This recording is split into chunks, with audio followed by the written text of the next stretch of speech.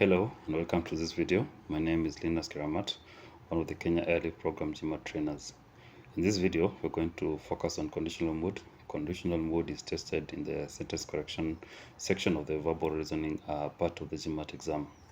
So let's begin.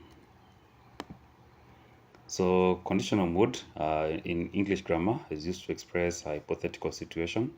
That is a situation where that shows possibility of something happen if a certain condition is met prior to that something happening. So conditional mood is expressed by the terms if, then, would also encounter would, and will. So the word then is optional in sentences. So unless if you need clarity, that is when you'll include then in sentences that are in the conditional mood. So without then, you could have the sentence or the fragments of the sentence being in reverse order. For example, you can read the Quran if you learn Arabic, right? Or you could have it in reverse. If you learn Arabic, you can read the Quran. So if you exclude then in a sentence and you only have if, then it is easy or it is possible to reverse the order in which the sentence fragments are placed. All right.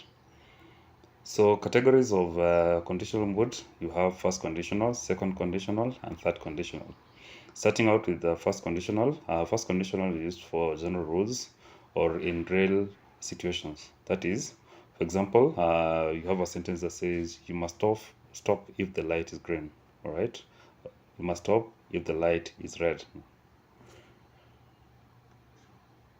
Red, all right, or you must go if the light is green. All right, that is used in traffic rules. All right, so that appears to be a general rule for traffic laws or for managing traffic in our roads. All right, so these general rules come into play in different sections of basically in our society. So in those cases, you'd find that the conditional mood is used to express that situation being a general rule or an expected a standard that is expected of the people that adhere to that prescribed to that rule per se.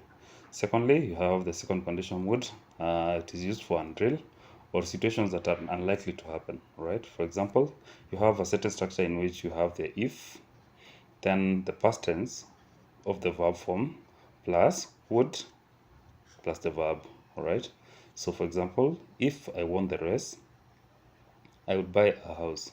If I won the race in the past tense, I would buy a house.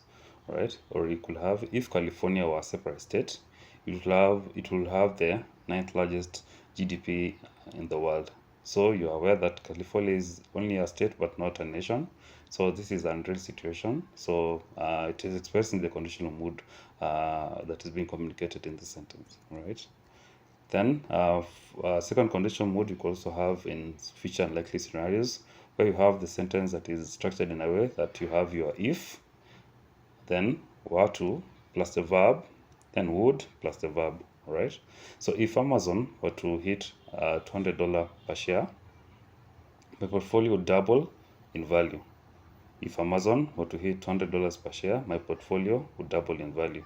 So this scenario, per se, those who understand the stock market, probably the stock price of Amazon is currently around $50 per share. All right.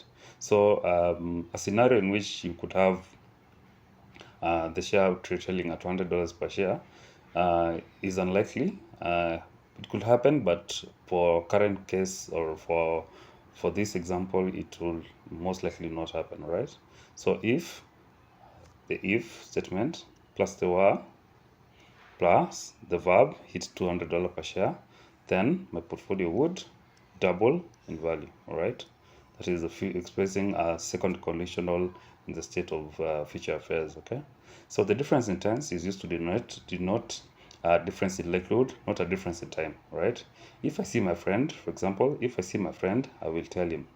If I see my friend, that is in the present, expressing a situation that will happen in the future, then you would I will tell him a particular thing. All right. So that likelihood of that thing happening, the use of will here indicates there's a possibility of that encounter happening between me and my friend in the near future, right? Secondly, you have, if I were to see my friend, I would tell him, all right? So this will express or be expressing the second conditional mood in a way that we have construction of were, that is in the past tense, then would tell him, that is conditional mood from the past, I would tell him, all right? So likelihood of that thing happening as expressed from the past is quite unlikely, all right? Then we have a third conditional, sorry. So in this construction, you have if plus the past perfect tense plus would have plus past participle. You can tell that there's a lot of tenses that are being used here.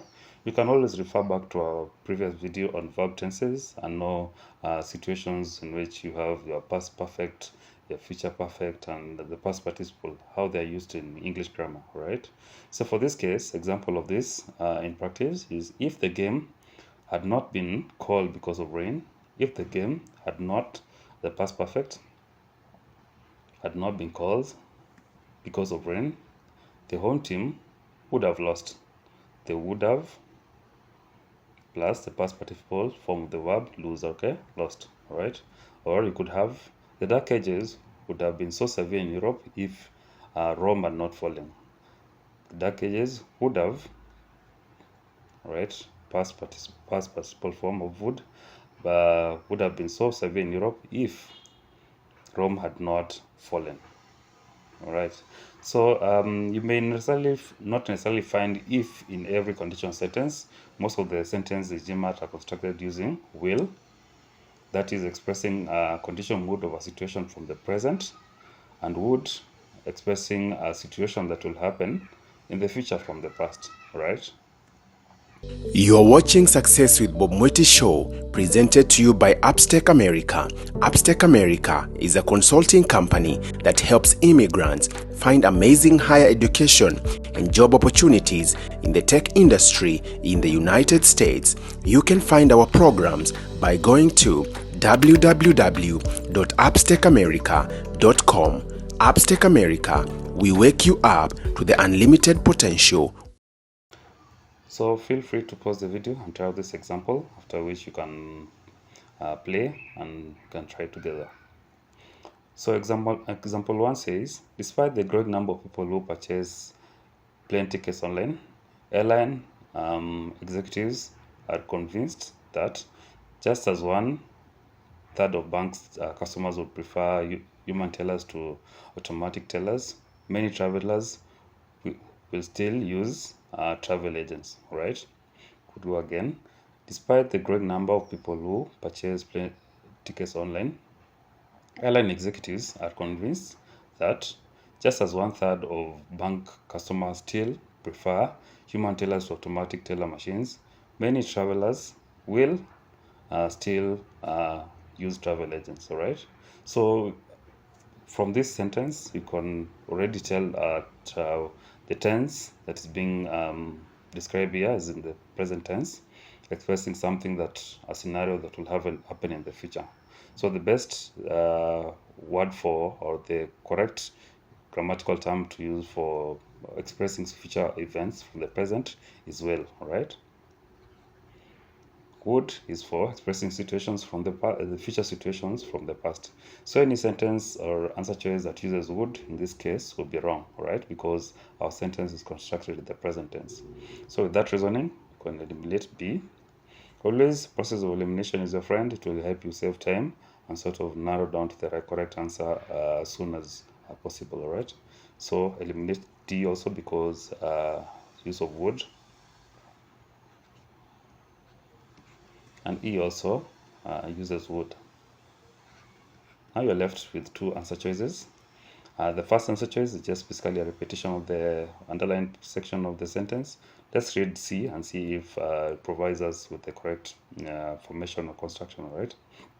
Despite the growing number of people purchasing plane tickets online, airline executives are convinced just as 1/3 of bank customers still prefer human tellers as compared to automatic teller machines, many customers will still use travel agents.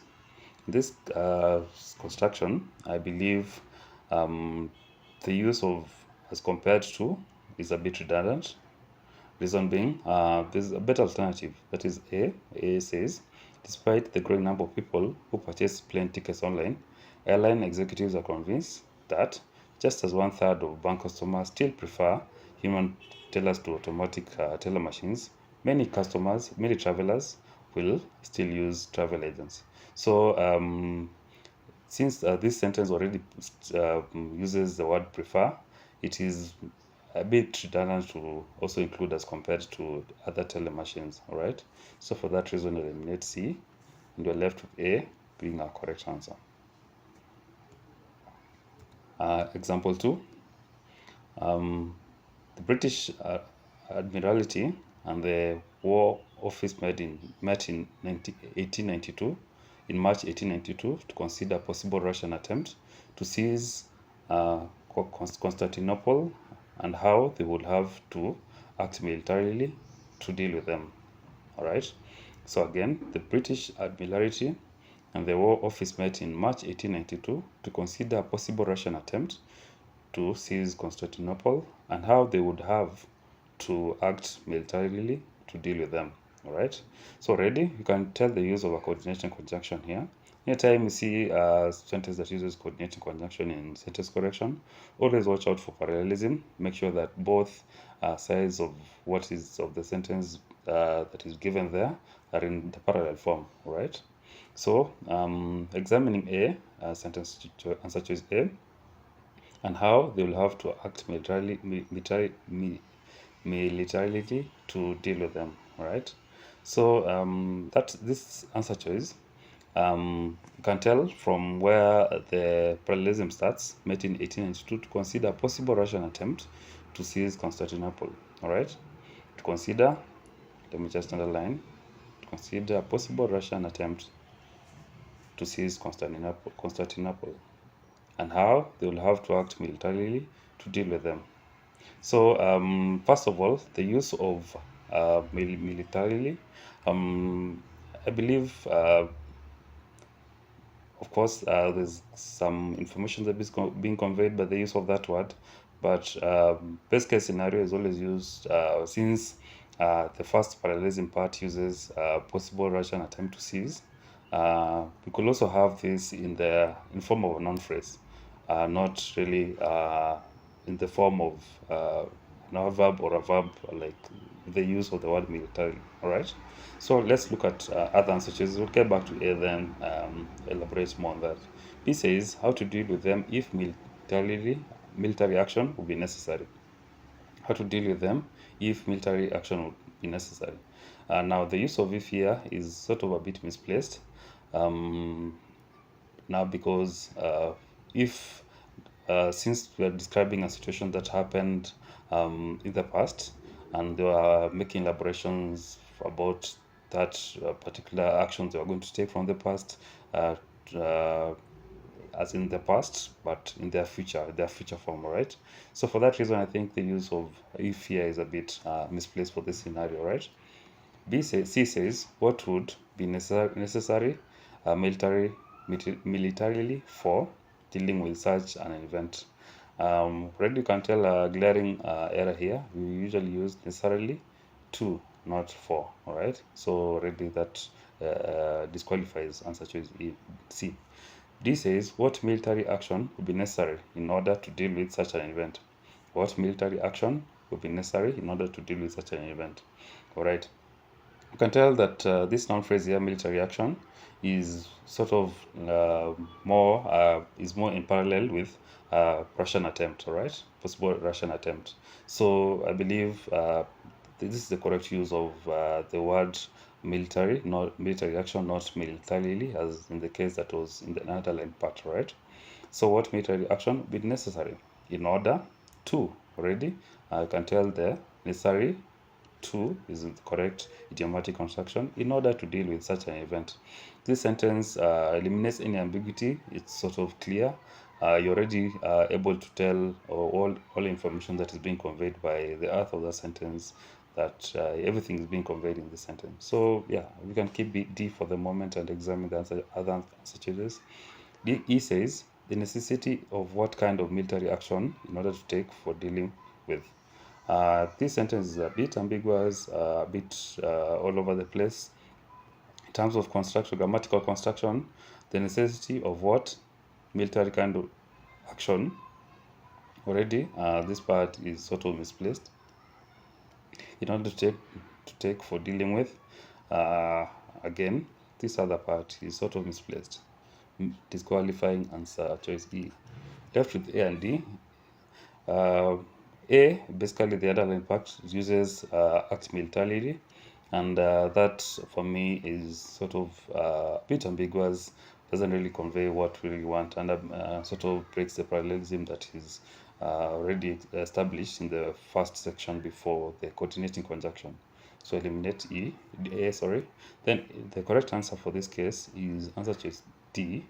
What military action will be necessary? All right, past conditional mood, you have it there, will be necessary in order to deal with such an event. All right, so that is clear, more concise, and eliminates any ambiguity and uses the conditional mood as is required. So with that, we've come to the end of the video. Kindly join us in our GMAT training sessions. We elaborated more on this and other topics that we'll encounter in the GMAT exam. Thank you.